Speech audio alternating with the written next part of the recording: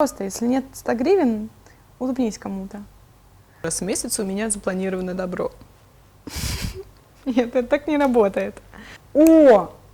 Вячеслав Полунин классный клоун.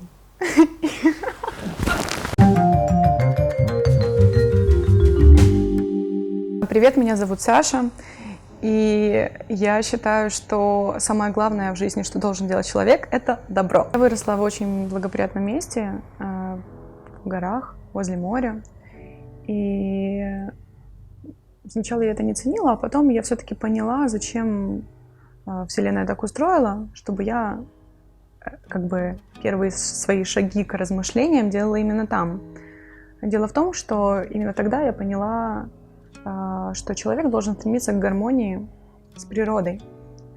А когда ты выходишь к морю, закрываешь глаза и растворяешься в звуке прибоя, и просто чувствуешь ветер, и за закрытыми глазами ты на краю Вселенной, то есть время останавливается.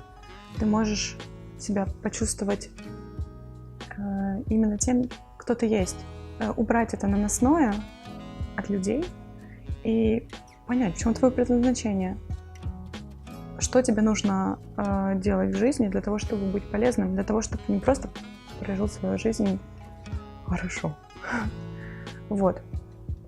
И когда есть ощущение гармонии, то приходит ощущение сострадания. Вообще, что такое добро? У добра есть определение. Это бескорыстное, искреннее служение. Это желание сделать кому-то или чему-то, живому существу, какое-то благо. Вот нужно понимать просто, о чем мы говорим, сразу расставить какие-то маркеры. Началось все с того, что я собирала пластиковые бутылки на пляже, потому что я не могла смотреть на то, как они там существуют, почему люди это делают. Сначала я злилась, а потом я поняла, что это абсолютно бессмысленно. Нужно просто своим примером показывать, что можно по-другому, и это будет правильнее и честнее. Следующий момент был для меня, вот я решила, что нужно делать добро, вся такая гармония с природой. Дальше был какой-то трэш, потому что я думала, что все-таки пока я не понаслаждаюсь как следует, я не смогу транслировать что-то прекрасное. Вот. И как же... И тут меня начали посещать сомнения в том, что в искренности моего желания. Я подумала, а вдруг я хочу делать добро для того, чтобы меня просто хвалили или просто считали меня кем-то, кем я на самом деле не являюсь. Насколько мое желание честное. И я долго мучилась по этому поводу. И однажды я не могла уснуть. Я включила сеанс йога-нидра. И лежу, а там чувак говорит, а теперь расслабьте там свое тело, бла-бла-бла. И просто одной фразой сформулируйте смысл вашего существования. Я такая думаю, первая мысль моя была, ого, в смысле одной фразой сейчас прям лежа на кровати сформулировать смысл. Ну, это типа, это как подойти, привет, Ромка, в чем смысл жизни? Это была моя первая мысль, и вторая моя мысль была, стоп, я же знаю. И я такая, так, надо обратиться к бессознательному. Смысл жизни в том, чтобы делать людей счастливыми. Вот. Можно на этом закончить. Но нет. У меня еще целая страница тезисов. Недавно я слушала лекцию, и там я услышала очень клевую фразу, которая меня вдохновила. Ее сказал философ Бхактисиддханта Сарасвати.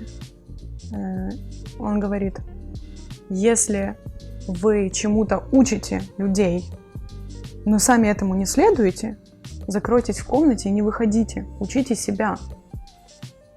И тут очень важно, если ты всех призываешь к милосердию там, и просто к каким-то хорошим поступкам, делам и та-та-та-та, то делай это сам. Потому что люди, они верят только тем, кто на своем примере показывает истинность своих слов, как они работают. И я думаю, что самое главное в жизни – это самое главное сделать самым главным. Я сейчас могу быстренько объяснить, что это значит в контексте добра. Если для меня добро – это самое главное, то мне нужно… Самое главное для меня – это окружить, то есть насытить, внедрить во все свои поступки и дела капельку добра. Вот. И это самое сложное одновременно. Для того, чтобы это получилось, как в наши повседневные дела внедрить капельку добра, спросите вы. А я вам отвечу. Для того, чтобы это получилось, нужно понять, что это не вы делаете это добро, что люди, которым вы делаете добро, заслужили на это добро, а вы просто проводите через себя это добро. Потому что, по сути, зачем нам глаза, зачем нам уши, рот, органы осязания, обоняния и так далее? Для того, чтобы служить людям и дарить им красоту, любовь. Любовь, потому что любовь – это слово, которое вмещает в себя все, что есть. Я думаю, что мне будет стыдно покинуть это тело, уйти из этой жизни, знав, что я хотя бы не попыталась изменить мир к лучшему. Вот зачем нужно делать добро. Хотя бы просто попытаться. Некоторые люди, некоторые, я сама так считала, что от того, что я буду сортировать пластик, океан не спасти.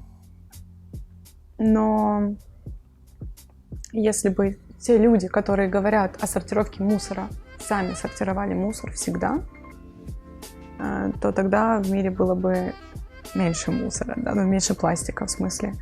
И если бы люди, которые говорят о добре, делали бы это добро каждый день, то в мире было бы меньше зла. А вообще, представьте, если все, что влияет на людей, типа все религии, все лидеры мнений, президенты будут говорить: самое главное для нас – это делать друг другу добро каждый день. Тогда в мире просто не останется… останется, конечно, всегда найдутся такие люди, которые оставят. Но в мире будет очень много гармонии и любви. Мы наконец-то перестанем убивать животных, рубить деревья, потому что, ребята, человек очень умен, и он может создать искусственное мясо, сделать бумагу не из дерева. Почему мы в каких-то аспектах считаем себя богами, очень умными и руководящими своей жизнью, а в каких-то аспектах мы пятикантропы. И теперь, чтобы мои слова не казались пустыми, я скажу, что я делаю. Я думаю, что я стремлюсь к тому, чтобы добром было пронизано все мое существование. Добро может быть разным. Добро – это не только волонтерство, донейшн какой-то, помощь детям-сиротам или зверинцам и так далее. Добро, оно в каждом слове, в каждом взгляде и в заботе. Потому что человек рождается одиноким, и он рождается один, и он уходит один. И если давать друг другу понять, что я с тобой, прямо вот сейчас я с тобой, ты прекрасно выглядишь, ты замечательно сейчас дал интервью, классно снимаешь и так далее, то, это и есть маленькое добро, которое заставляет тебя улыбаться. Улыбка продлевает жизнь. Все в выигрыше просто. Бинго. Наверное, последний яркий пример добра в моей жизни — это одна моя знакомая захотела поставить спектакль и набирала актеров. И там была одна большая женская роль. И когда она мне предложила попробоваться, я сначала думаю: ой, класс, наконец-то буду играть. А потом я поняла, что у меня нет времени, потому что у меня очень много задач. И если эти задачи, типа, просто работу и какое-то волонтерство соединить в одно, то просто некогда спать. А еще же нужно как-то подпитываться, потому что невозможно отдавать. Невозможно из пустого стакана добавить кому-то воды, перелить. Нужно всегда наполняться. И я подумала, у меня, конечно, нет времени на это, но я увидела в ней себя. Для моих проектов тоже нужны, как бы, так сказать, волонтеры, потому что я не могу на каком-то этапе платить людям, которые помогают мне там снимать фильмы и так далее. Я подумала, мне надо ей помочь, чтобы она поверила, что все возможно, что люди могут просто бескорыстно 3 раза в неделю приходить на репетиции по 3 часа, чтобы их били. У меня до сих пор синяки, уже 1,5 года прошло. То есть есть какое-то здоровое самопожертвование для того, чтобы она поверила в себя. И когда я сыграла этот спектакль, ушла, и когда пришла к ним на премьеру как зритель, я ее обняла, и у нее были слезы на глазах. И у меня. И я поняла, что, не знаю, понял ли кто-то из нас что-то, почему это все произошло. Я была абсолютно счастлива, потому что я помогла ей поверить в то, что все возможно. И еще есть такой закон кармы. Ты делаешь добро, и тебе прилетает добро. Я, кстати, проверяла это. Я иду в метро и думаю, ну какая красивая женщина. Боже, как она проснулась. Она думала, что ей надеть, как ей накраситься, как она себя будет сегодня вести, как она себя сегодня будет позиционировать в этом мире. И я делала ей комплименты. Потом я смотрю на парня и думаю, боже, вообще он такой прям мужественный. Это сразу видно по нему, что он решительный, что он знает, куда он идет и так далее. Смотрю на девочку и думаю, возможно, она когда-нибудь, не знаю, будет врачом, который спасет жизни сотни африканских детей и так далее. И я вышла и думала, то есть я была в метро, думала об этом всем, улыбалась, как это немножко странно выглядело, наверное. И когда я вышла из метро, со мной стали происходить какие-то невероятные вещи. Во-первых, мне подарили цветок. Просто шел мужчина и: девушка, это вам. Такая: хорошо. Потом я шла дальше, и я позвонила своей подруге, говорила по телефону с ней, и как-то так уже забыла об этом во всем. Прохожу по почтовой, там делают сладкую вату. Ко мне просто подходит парень и говорит: это вам, бесплатно. Я говорю: и меня сладкую вату, спасибо. Да это бесплатно, это возьмите. Но я не взяла, просто как вселенная сразу отвечает: добром на добро. Зачем нам делать добро, если оно и так сказать, по карме придет к человеку? Потому что мне кажется, что миссия человека — это проводить. Потому что мысли, идеи, любовь, чувства, вообще все, оно вот здесь. Я словила сейчас, такая думаю, так, что это такое? Это любовь, отдам я тебе. Так, это словила? Так, это что такое? Это добродетель. Я оставлю себе, потому что мне нужны силы. По сути, все придумано, все создано. Мы просто берем это и транслируем. Потому что это наша миссия — быть проводниками. И не привязываться к тому, что так, я, значит, сейчас улыбнусь кому-то в метро, и мне подарят цветок, как это было со мной. Нельзя к этому привязываться, потому что слишком много разочарований будет. Сколько раз я делала добро и сама от этого страдала, это просто кошмар. А как поверить в то, что я говорю, это реально? Посмотреть на меня. Ну, я так живу, значит, это реально. Это первое. Во-вторых, нужно общаться с теми людьми, которые умеют любить.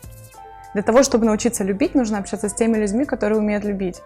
И нужно помнить, что каждый человек, которого мы встречаем на своем пути, он не просто так приходит. Именно этот человек, именно в это время, этого возраста, этого пола и так далее. Каждый человек — это наш учитель.